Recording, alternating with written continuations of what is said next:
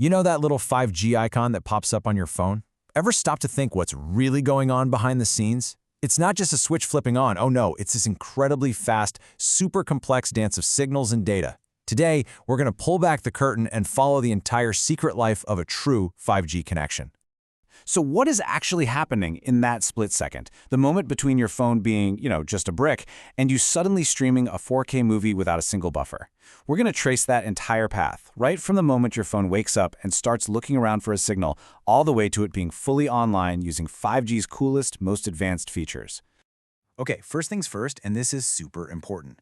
Not all 5G is the same, not even close. What we're diving into today is the most advanced version, what we call Standalone 5G or just SA. This is the real deal. This is what all the hype has been about. See, the early 5G that rolled out, that was mostly non-standalone or NSA, and it was a pretty clever trick, really. It used the new 5G radios for speed, but it leaned on the old 4G network brain to manage everything.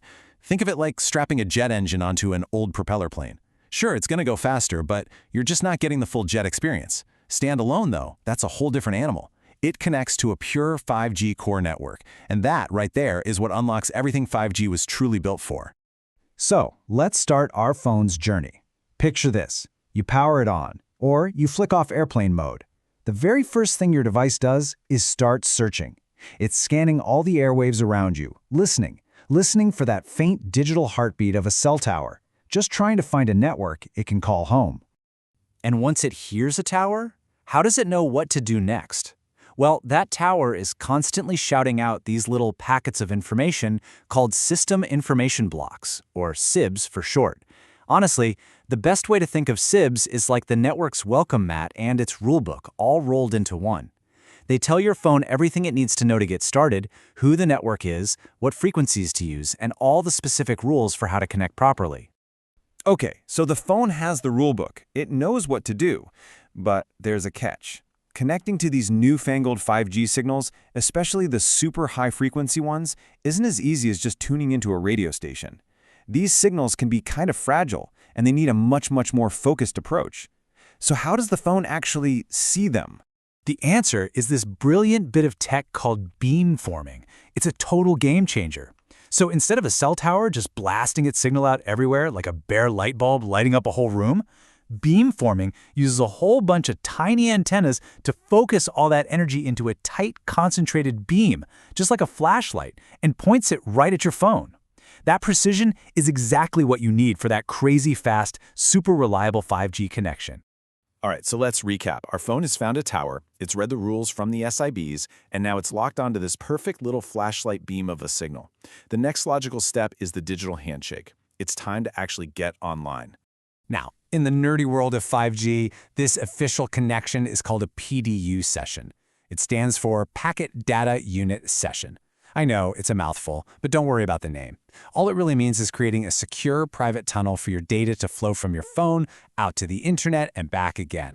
The whole thing is basically a lightning-fast three-step conversation. Step 1, your phone sends a request saying, "Hey, can I get a PDU session, please?" Step 2, the network does some quick internal selection where it figures out the absolute best path for your data to take. And finally, step 3, the network shoots back an accept message, and just like that, the connection is established, the pathway is open, and this all happens in like the blink of an eye. It's incredible. Now we are officially connected to a standalone 5G network. And this is where things get really cool. Because now we can access one of 5G's honest-to-goodness superpowers, something called network slicing.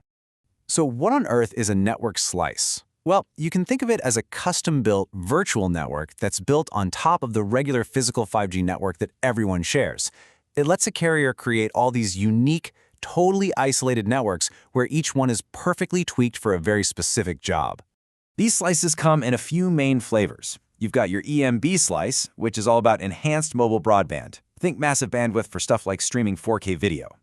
Then you've got URLLC, which is for ultra-reliable low latency, mission-critical things like guiding self-driving cars where every millisecond counts.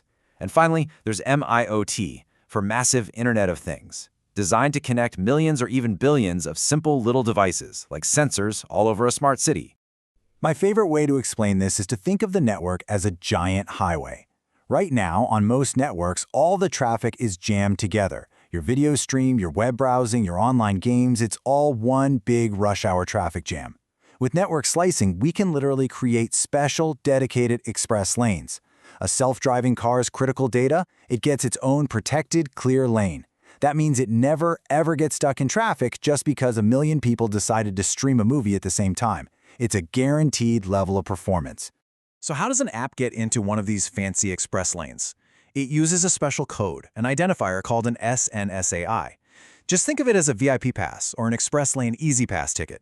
When your phone sends out data for that app, it attaches this little ID, and the network immediately knows, okay, this traffic goes into that special dedicated slice. Okay, so we're online, we're in our dedicated slice, and our connection is being delivered by this super focused beam.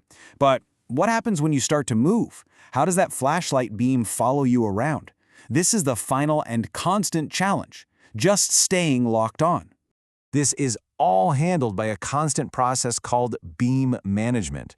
And it's not a one-and-done thing. Your phone and the network are in constant chatter, always measuring the quality of different beams around you and seamlessly switching you from one to another to make sure you have the absolute best connection possible, even if you're walking down the street or riding in a car. But let's be real, we're talking about these pencil-thin, high-frequency beams. They can get blocked pretty easily. So, what happens when that delicate little connection gets interrupted? Well, the network is smart. It's smart enough to know that there are different kinds of problems. The two big ones are called a radio link failure, or RLF, and a beam failure, or BF, and it treats them very, very differently. And here's the crucial difference. A radio link failure, that's catastrophic. That's like the entire cell tower just going dark. Your phone has to start its search all over from scratch. But a beam failure, that's just like the one little flashlight beam that was pointed at you getting blocked for a second. The tower itself is fine. It's still broadcasting dozens of other beams, and the network can usually recover from that just by switching you to a better beam, in milliseconds. So, after all this, why does all this complicated, behind-the-scenes stuff matter to you? Well, because this whole standalone 5G setup, the beams, the slices, all of it, is what actually lets 5G deliver on its promises. This is what enables those ultra-reliable services for things like remote surgery. It's what gives you better speeds and coverage, and it can even help your phone's battery last longer. It's a win all around. And that really brings us to the end of our little journey. From a phone quietly searching for a signal, all the way to a dynamic, beam-steered, custom-sliced connection. It just shows you how ridiculously smart and adaptable our wireless networks are becoming. Which, leaves us with one last big question. With networks this powerful, what incredible new things are our devices going to be able to do next?